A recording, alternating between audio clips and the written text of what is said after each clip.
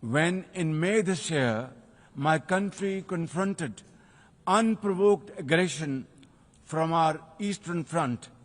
The enemy came shrouded in arrogance. We sent them back in humiliation, delivering our bloody nose. Excellencies, India sought to extract political gains from a human tragedy by spurning my sincere offer of an independent international investigation into the Pahalgam incident. Instead, it attacked our cities and targeted our innocent civilians. When our territorial integrity and national security were violated, our response was in accordance with the right of self-defense under Article 51 of United Nations Charter. Our valiant armed forces, under the stellar leadership of Field Marshal Syed Asim Munir, mounted an operation of stunning professionalism, bravery, and acumen, repulsing the enemy's attack under Air Chief Marshal Zahir Babar Sidhu. Our falcons took flight and etched their answer across the skies, resulting in 7 of the Indian jets turned to scrap and dust. A decisive response.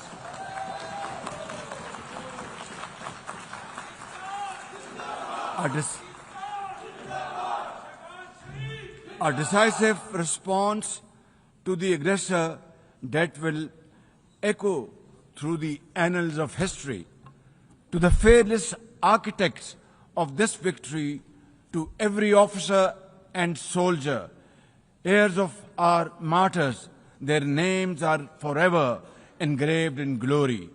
To the mothers of our martyrs, their courage guides our path forward, and their sacrifice shall never be in vain, inshallah, God willing. And to every Pakistani, you stood as one unbreakable wall, a bunyanum marsus. Excellencies, though in a position of strength, Pakistan agreed to a ceasefire facilitated by President Donald Trump's bold and visionary leadership. We express our deep appreciation to him and his team for their active role in bringing about the ceasefire. President Trump's efforts for peace helped avert a more threatening war in South Asia.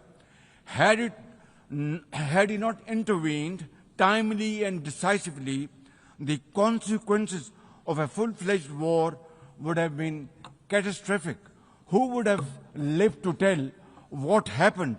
And therefore, in recognition of President Trump's wonderful and outstanding contribution to promote peace in our part of the world, Pakistan nominated him for Nobel Peace Prize. And I think this is the least we could do for his love for peace. And I think truly he's a man of peace.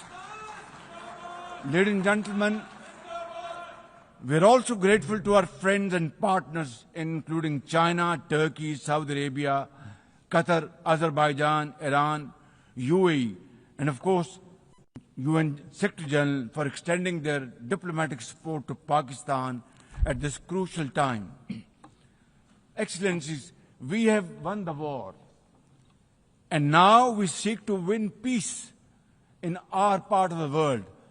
And this is my most sincere and serious offer before this August Assembly of the World Nations. Pakistan stands ready for a composite, comprehensive and result-oriented dialogue with India on all outstanding issues. South Asia requires, ladies and gentlemen, proactive rather than provocative leadership